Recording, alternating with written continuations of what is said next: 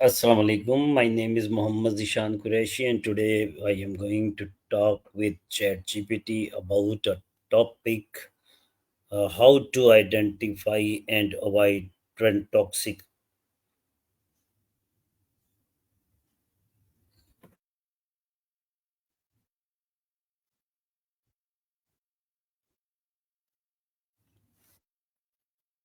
Okay, first of all, tell me what is toxic positivity?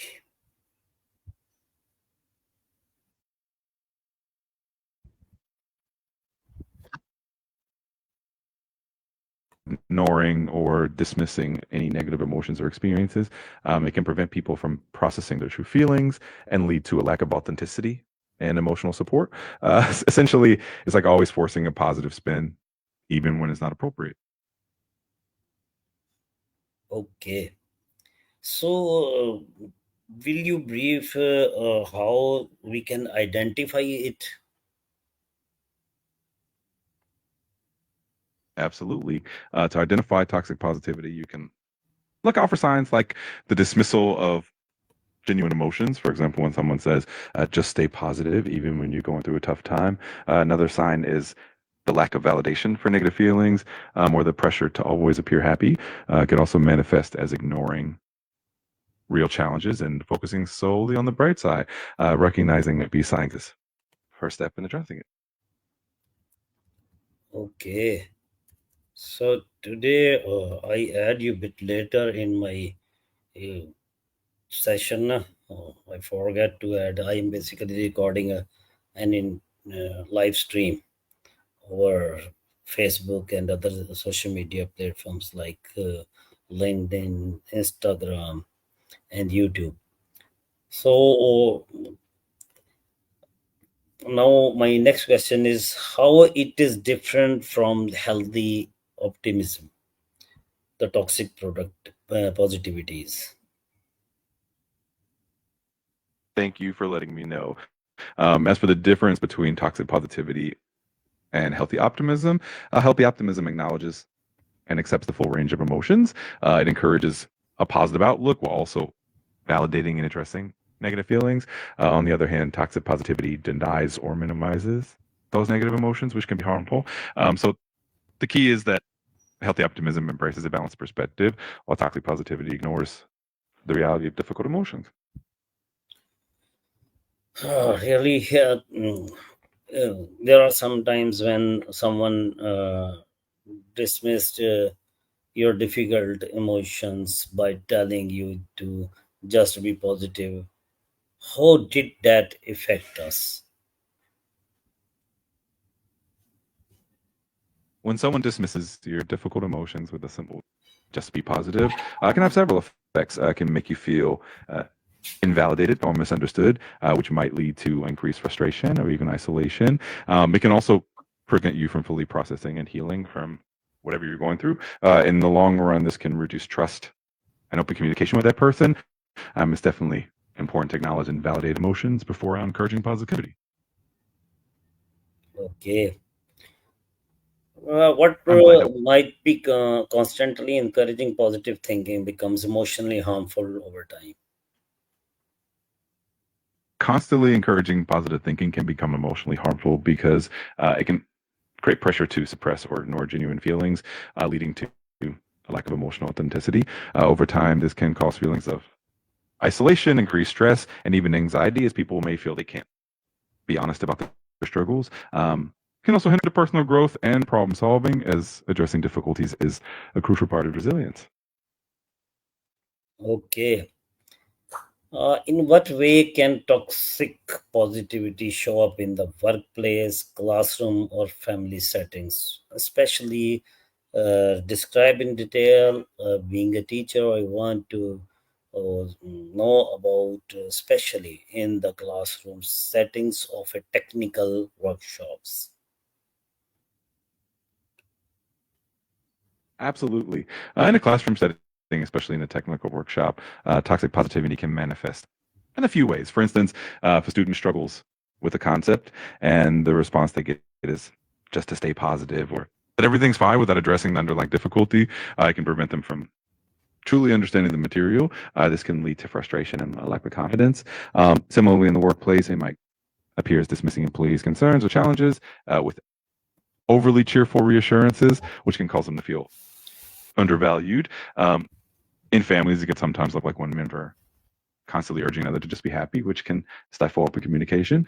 As a teacher, fostering an environment where students feel safe to express challenges is crucial for their growth and learning. Really, now sometimes we see that social media platform are contributing towards spreading of the toxic positivity. Are you agree, and what's your remarks are in this card and how to tackle them? I definitely agree that social media can contribute to toxic positivity. Platforms often emphasize idealized versions of life, showcasing only the positive aspects, and sometimes making others feel inadequate by comparison. To tackle this, it's helpful to cultivate a more authentic online presence by sharing both successes and challenges, encouraging conversations about real experiences, and supporting others in a genuine way can help reduce the pressure to always appear positive. Additionally, setting boundaries with social media consumption and following accounts that promote mental health and authenticity can make a big difference. Sometimes we see that putting a lot of pressure to stay positive prevent people from seeking professional help and support.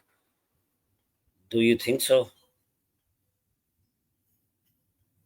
Absolutely. That pressure to stay positive can indeed deter people from seeking help they need. When there's an emphasis on always appearing okay, individuals might feel ashamed or guilty for experiencing difficulties and hesitate to reach out to mental health professionals. It can create a barrier to getting proper support and can prolong distress. Encouraging a more open and accepting dialogue around mental health can help break down these barriers and make it easier for people to seek the help they need. Okay. Is toxic positivity more common in certain cultures or communities? Why and why not? Yes, toxic positivity can be more prevalent in certain cultures or communities, often where there's a strong emphasis on resilience, optimism, or maintaining a harmonious social image. In some cultures, there may be a cultural value placed on staying positive to avoid burdening others or to maintain a certain facade. On the other hand, in cultures that value emotional expression and authenticity, toxic positivity might be less common. The reasons for these differences can include historical context, social norms, and collective attitudes towards mental health and well-being. Okay. So, how does toxic positivity differ from emotional resilience and psychological strengths? Brief in detail, please. Toxic positivity and emotional resilience are quite different. In their approach, emotional resilience involves acknowledging and processing a full range of emotions, including the negative ones, and using them as a means to grow and adapt. It means facing challenges, learning from them, and bouncing back stronger. On the other hand, toxic positivity tries to skip over those negative emotions entirely, which can actually hinder true resilience by not allowing people to process and learn through their struggles. Psychological stress, on the other hand, is the body's response to challenges and pressures. Healthy resilience helps manage and reduce stress by addressing it directly and finding constructive ways to cope. In contrast, toxic positivity can actually increase stress in the long run by preventing people from addressing the real issues they face. Ultimately, embracing a balanced approach that includes both positive and negative emotions is key to true resilience. Okay. So, there are sometimes the people who have the role and they have the power and authority. They also play in reinforcing toxic positivity. Are you agree and how to tackle them? Yes, absolutely. People in positions of power and authority can sometimes enforce a culture of toxic positivity, often unintentionally. Um, this can happen in workplaces, educational institutions, or even families, where the emphasis on staying positive can stifle open communication and problem solving. To tackle this, Okay. I'm sorry, Uh, but you've hit the daily limit for Obviously, we are. advanced I voice. am thinking You can that switch to standard now to we're keep chatting. going to end this session due to the time limits of the ChatGPT talk version. So till next assignment, Allah Hafiz to all of my viewers. Bye bye.